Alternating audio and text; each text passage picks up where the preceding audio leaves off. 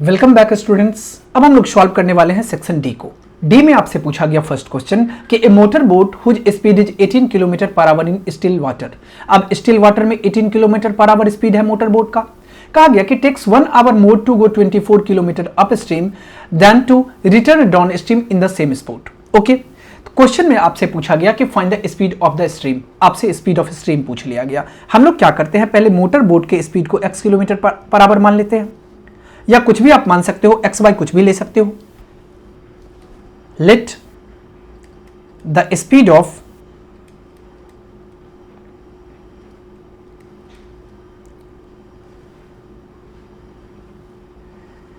यहां पे देखो कि आपको किसका मोटर बोट का स्पीड दे रखा है। हम लोग स्पीड ऑफ स्ट्रीम कुछ मान लेते हैं। Speed of stream equals to x kilometre per hour. अगर ये x किलोमीटर पर आवर होगा तो speed of boat up stream, आपको पता है कि अप स्ट्रीम में हम लोग क्या करते हैं, तो बोट के स्पीड में से स्ट्रीम के स्पीड को माइनस करते हैं। तो बोट का स्पीड कितना, 18 किलोमीटर पर आवर। स्ट्रीम का स्पीड x, इसका मतलब 18 minus x kilometre per hour. और इसके बाद speed of boat down stream,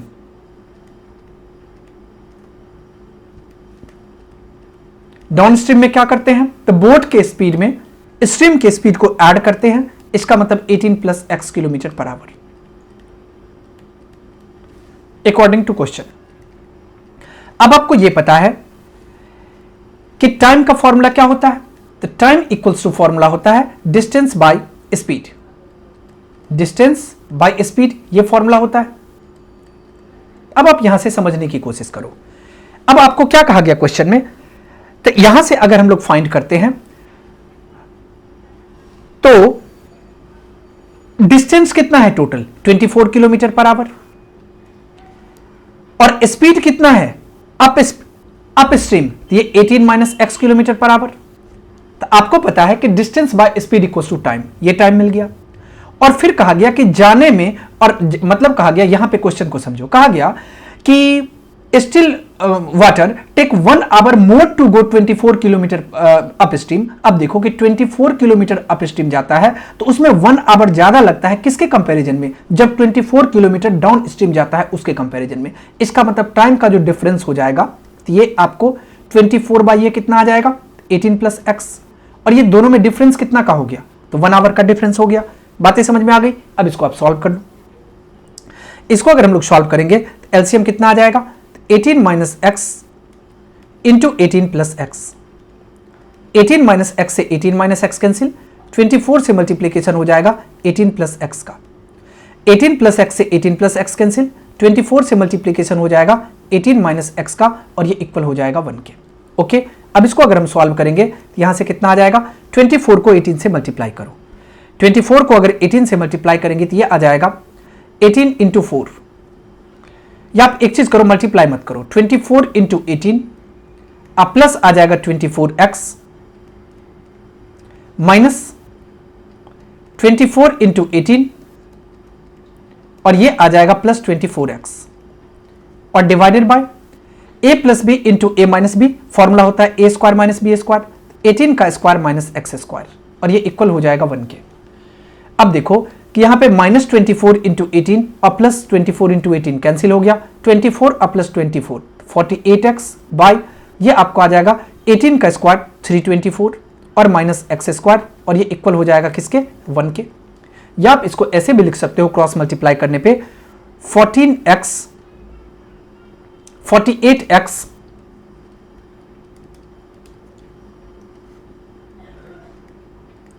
equals to minus x square अब प्लस 324। यहां से आप इसको इस तरफ लाओगे तो एक्स स्क्वायर प्लस 48x और माइनस 324 इक्वल हो जाएगा 0 के। अब इसको आप फैक्टराइज करने की कोशिश करो। अगर इसको हम लोग फैक्टराइज करेंगे तो क्या लिख सकते हैं, तो ये आपको आ जाएगा 324 को फैक्टराइज करो प्राइम फैक्टराइजेशन करें 2 से आ जाएगा 16 और 2 से आ जाएगा 81, 3 से आ जाएगा 27, 3 से आ जाएगा 9 और 3 इंटू 3। इसको अगर हम लोग सॉल्व करेंगे तो हमें चाहिए 48,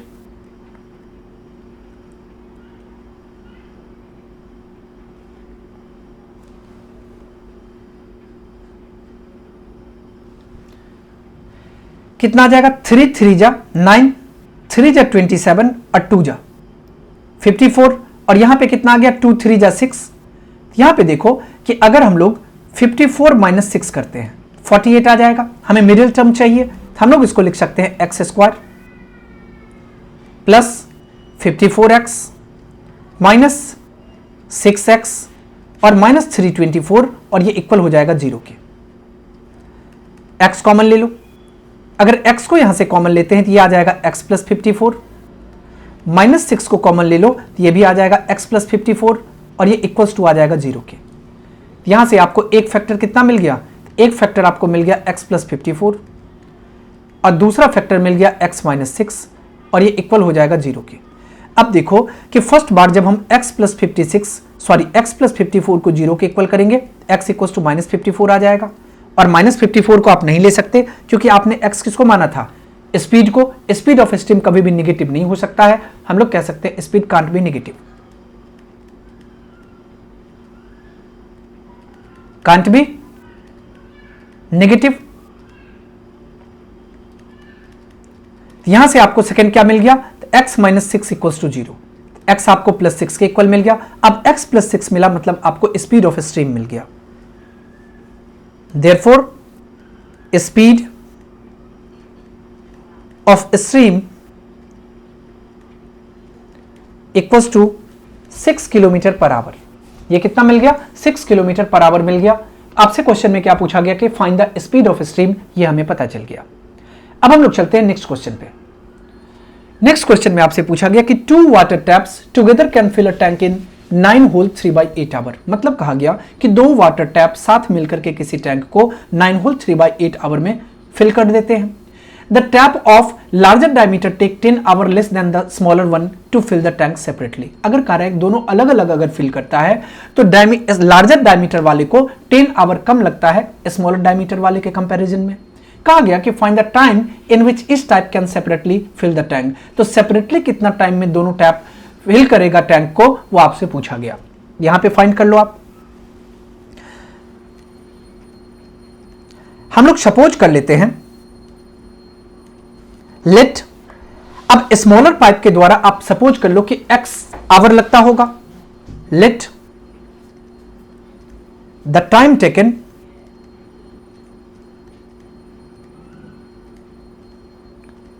bye smaller pipe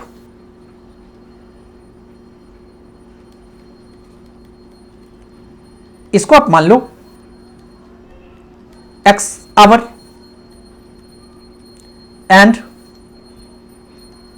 the time taken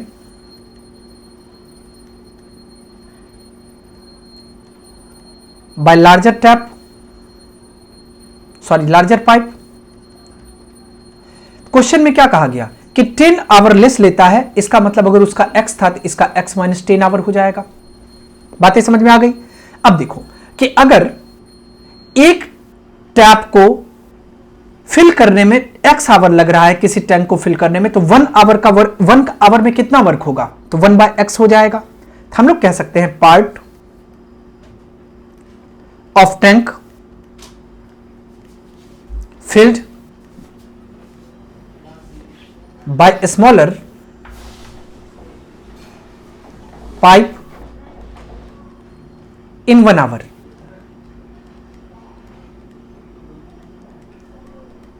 one by x part of tank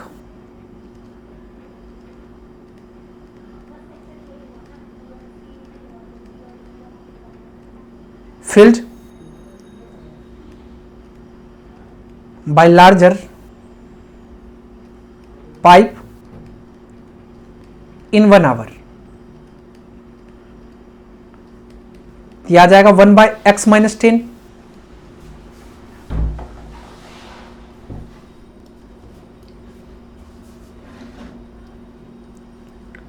1/x-10। Okay, अब यहां पे देखो क्या कहा गया कि टोटल टाइम जो है वो दोनों अगर साथ काम करता है तो कितना लगता है, 9 होल 3/8 आवर लगता है। इसका मतलब अगर इसका हम लोग according to question first pipe का 1 आवर का वर्क 1/6, सेकेंड पाइप का 1 आवर का वर्क 1/x-10। अब एक बात बताओ कि टोटल टाइम अगर लग रहा होगा 9 होल 3/8, इट मीन 9 8 या 72 और 3 कितना आ जाएगा 75/8। टोटल अगर 75/8 लगेगा तो 1 आवर का कितना लगेगा 8/75। ये बातें समझ में आ रही है? इसके प्लेस पे कितना आ जाएगा, ये आ जाएगा आपको 8/75।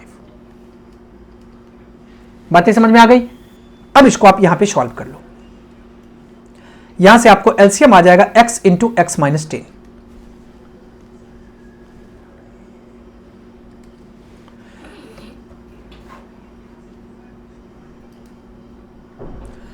x से x कैंसिल हो जाएगा, यहां आपके पास आ जाएगा x-10, x-10 से x-10 कैंसिल, यहां पे x बन जाए x और ये आ जाएगा 8/75। इसको आप यहां से लिख सकते हो x-10 और प्लस x, ये कितना आ गया x प्लस x हो जाएगा 2x, 2x-10 divided by x को x से मल्टीप्लाई करने पे x स्क्वायर, 10 को x से मल्टीप्लाई करने पे 10x और ये इक्वल आ जाएगा 8/75 के। क्रॉस मल्टीप्लाई कर लो। अब क्रॉस मल्टीप्लाई करेंगे तो यहां पे 75 का मल्टीप्लीकेशन हो जाएगा 2x-10 से और 8 का मल्टीप्लीकेशन हो जाएगा x स्क्वायर माइनस 10x से। मल्टीप्लाई करो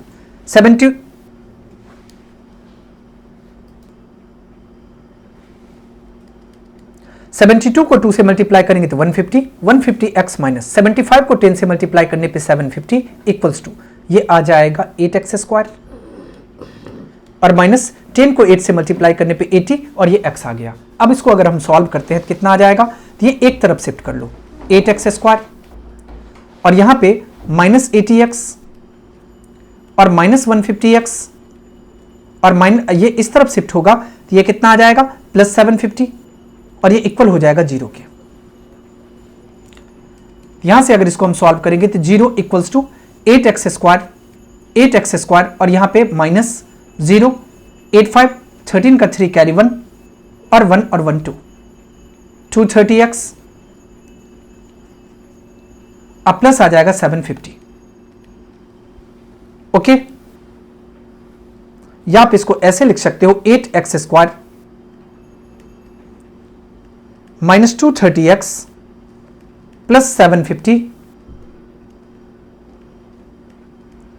इक्वल्स टू 0। अब इसको फैक्टराइज करो। अब चाहो तो यहां से आप 2 कॉमन ले लो, 2 कॉमन लोगे तो यह आ जाएगा 4x square minus 115x plus 2 3 जा 6, 2 7 जा 14, 2 5 जा 10 और ये इक्वल आ जाएगा 0 के। इसको आप ऐसे भी लिख सकते हो 4x square minus 115x plus 375, 0/2 करने पे 0 आ जाएगा। अब देखो एक चीज करो, अब इसको आप फैक्टराइज करने की कोशिश करो, मिडिल टर्म को स्प्लिट करेंगे। अब ये तो एक्चुअली बहुत बड़ा नंबर है, फिर भी करने की कोशिश करते हैं। 375 को 4 से मल्टीप्लाई करो, 5 4 जा 20 का 0 कैरी 2, 7 4 जा 28 और 2 30 का 0 कैरी 3, 4 3 जा 12 और 3 15। 3 से डिवाइड करेंगे 500, 5 से डिवाइड करेंगे 100, 5 से डिवाइड करेंगे 20, 5 से डिवाइड करेंगे 4 और 2 इंटू 2। अब एक चीज करो, इसको आप सॉल्व करने की कोशिश। अब देखो 5 को 5 से मल्टीप्लाई करने पे 20, 5 2 जा 10, 2 जा 20 और 3 जा 60 कितना आ जाएगा 5 2 जा 10, 2 जा 20 और 23 जा 60 और 60 और 25, 60 और 25 अगर ऐड करते हैं तो 5 6 2 8 85 आएगा। नहीं मिला आपको, 5 5 जा 25, 5 जा 125 और यहां से 3 2 जा 6 और 6 2 जा 12 फिर भी नहीं होगा, 2 2 जा 4 5 जा 20 और 25 जा 100 और 100 प्लस 15 तो हो सकता है। 5 5 जा 25, 2 जा 50 और 2 जा 100, तो यहां से हम लोग इसको लिख सकते हैं 4x square minus 100x minus 15x और प्लस 375 इक्वल आ गया 0 के। यहां से आप 4x कॉमन ले सकते हो, 4x कॉमन लेंगे तो आ जाएगा x माइनस 25 और यहां से आप 15 कॉमन ले लो, ये भी आ जाएगा x माइनस 15 टू जा 30 और 15 5 जा 75 और ये इक्वल आ जाएगा किसके 0 के। तो यहां से आपको एक फैक्टर निकल के आ गया x माइनस 25 और दूसरा फैक्टर निकल के आ गया 4x माइनस 15 और ये इक्वल किसके आ जाएगा 0 के। तो यहां से देखो जब हम लोग x माइनस 25 को इक्वल करेंगे 0 से तो x आ जाएगा 25। जब हम लोग 4x माइनस 15 को इक्वल करेंगे 0 के तो ये 4x इक्वल हो जाएगा किसके 15 के। तो यहां से x इक्वल टू कितना आ जाएगा, तो ये आपको आ गया 15/4। हमें दो आंसर मिल गया, एक मिल गया 25, दूसरा मिल गया 15/4। ओके, तो आपसे क्वेश्चन में क्या पूछा गया था, अब आपसे क्वेश्चन में पूछा गया था, अब देखो कि अगर हम इसकी बात करेंगे तो अगर आपने किसको माना था smaller time taken by the smaller pipe, इसको आपने x माना था, हम लोग यहां से कह सकते हैं time taken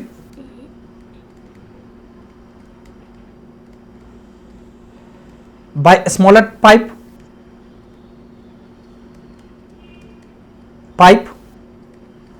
can't be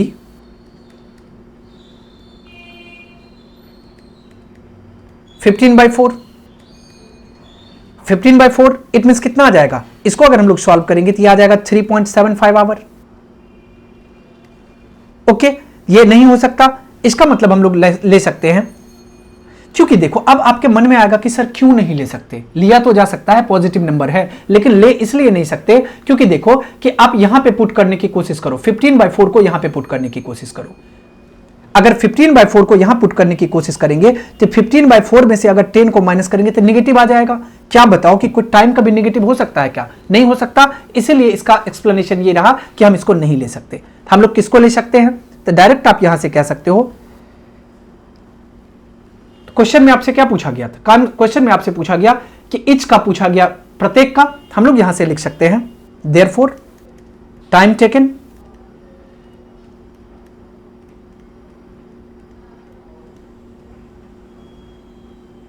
bye smaller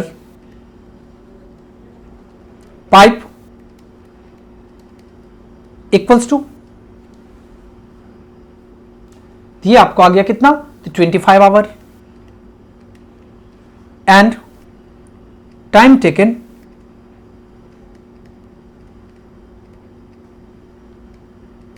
by larger pipe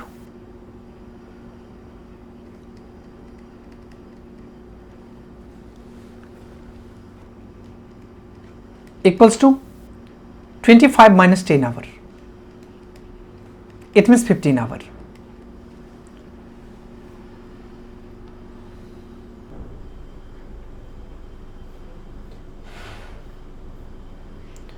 next होगा क्वेश्चन नंबर 33 नंबर क्वेश्चन में आपसे पूछा गया कि state and prove basic proportionality theorem. आपको क्या करना है, बताना भी है कि क्या होता है बेसिक प्रोपोर्शनलिटी थ्योरम और इसके बाद उसको प्रूव भी करना है। आपको बेसिक प्रोपोर्शनलिटी थ्योरम के बारे में पता है कि जब किसी ट्रायंगल में किसी थर्ड साइड के पैरेलल अगर कोई लाइन ड्रॉ किया जाए तो उसका रेशियो जो है वो क्या होता है, इक्वल हो जाता है, या हम लोग कह सकते हैं वो प्रोपोर्शनल हो जाता है।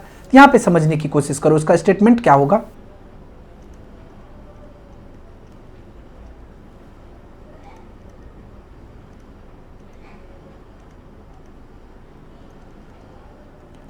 If a line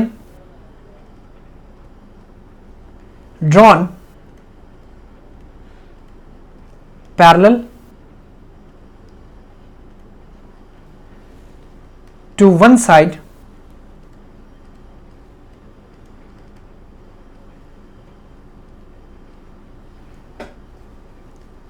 of a triangle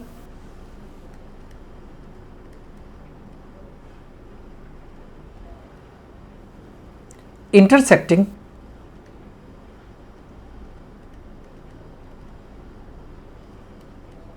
the other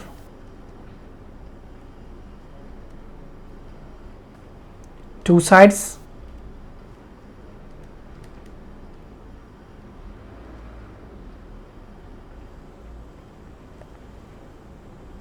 of points, two sides of distinct point,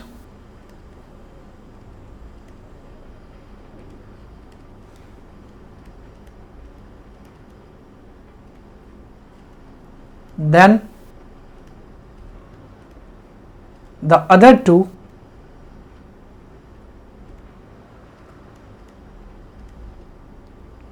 sides are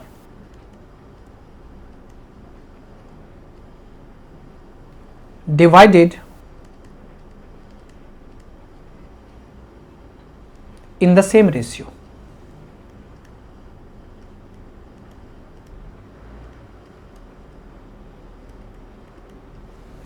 अब आपको प्रूफ करना है। यहां पे सपोज करो कि हमने एक ट्रायंगल ले लिया, ये रहा आपका ट्रायंगल एबीसी,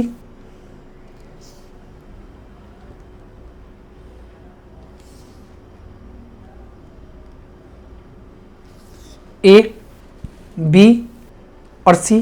क्या कहा गया कि थर्ड साइड के पैरेलल अगर कोई लाइन ड्रॉ किया जाए, सपोज करते हैं कि ये लाइन आ गया, इसका नाम हमने रख लिया डी। हम लोग क्या किए हैं, इसको हम लोग प्रूफ की ओर चलते हैं। हमने क्या किया, पहले एक ट्रायंगल एबीसी माना, इन विच डीई जो है पैरेलल हो जाएगा बीसी के, इंटरसेक्टिंग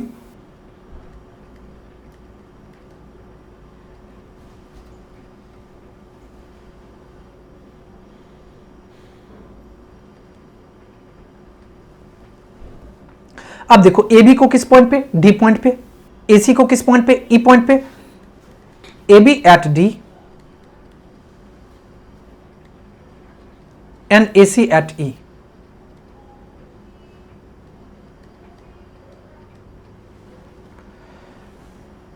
आपको प्रूफ क्या करना है, टू प्रूव हमें प्रूव ये करना है कि AD by D B equal होना चाहिए ए बाई ई सी के। AD by D B equals to A by E C के। ओके, अब हम लोग इसके लिए कुछ बेसिक कंस्ट्रक्शन कर लेते हैं। क्या करते हैं, सबसे पहले हम लोग बी से ई को ज्वाइन कर देते हैं और सी से डी को ज्वाइन करते हैं, और इसके बाद यहां भी एक परपेंडिकुलर ड्रॉ कर लेते हैं और यहां भी एक परपेंडिकुलर ड्रॉ कर लेते हैं।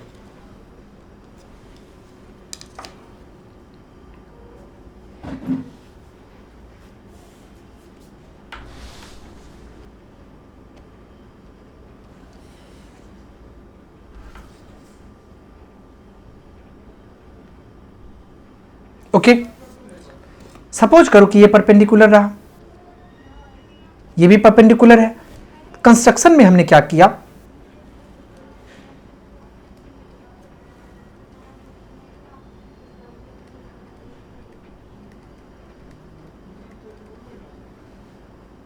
ज्वाइन बी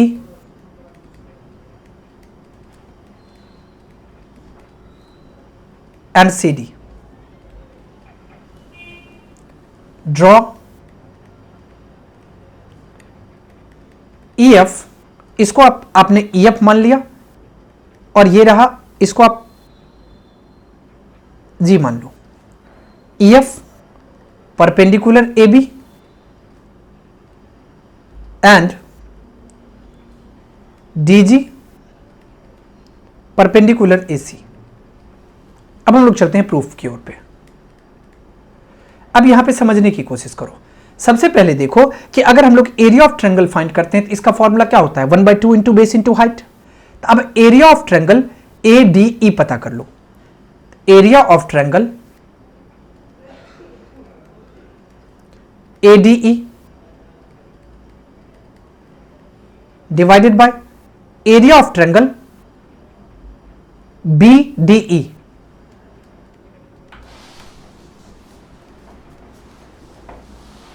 बी डी, अब बताओ एरिया ऑफ ट्रायंगल का formula 1/2 into base into height. अगर हम ए डी ट्रायंगल की बात करें, ये रहा ए डी और ई, यहां पे बेस आपको क्या दिख रहा है, बेस ए डी दिख रहा है, और हाइपोटेनस या सॉरी हाइट क्या है, हाइट यहां पे ई एफ है। इसको हम लोग लिख सकते हैं 1/2 into A D into E F. और इसका अब देखो BDE पे आ जाओ, BDE यहां पे देखो 1/2 इंटू बेस इंटू हाइट, इसका मतलब 1/2 इंटू DB और इंटू क्या आ जाएगा EF।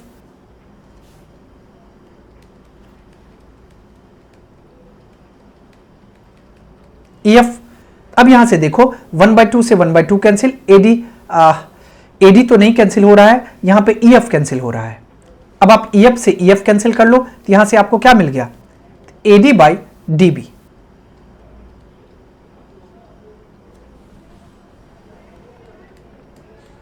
इसको आप मान लो इक्वेशन फर्स्ट। अब एक बार आप क्या करो, यहां पे फिगर पे आ जाओ। अब एक बार ADE का एरिया ले लो और इसके बाद DEC का एरिया ले लो, दोनों का रेशियो। एरिया ऑफ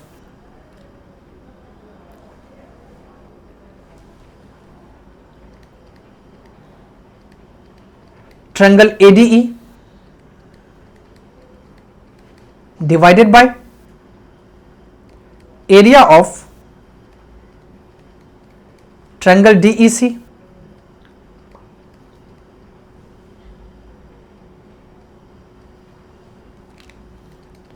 ये आ जाएगा क्या, तो 1/2 इंटू AE इंटू ADE की बात कर रहे हैं, AD और E, ये एक बार DG ले लो आप, 1/2 इंटू A इंटू DG और 1/2 इंटू DEC की बात हो रही है, DEC इसका मतलब ये कितना आ जाएगा EC और इंटू इसका भी हाइट क्या हो जाएगा GD DG। ये कैंसिल हो गया, ये कैंसिल हो गया, यहां से आपको मिल गया AE और by EC।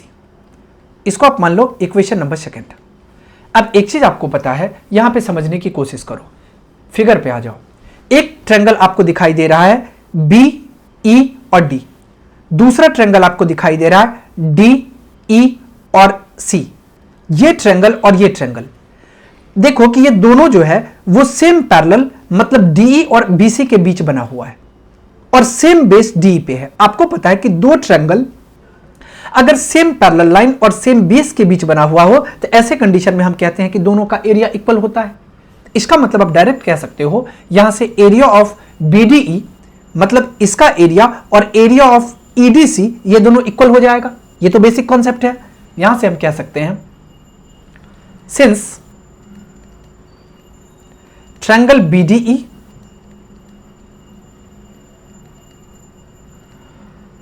And triangle DEC lie between the same parallel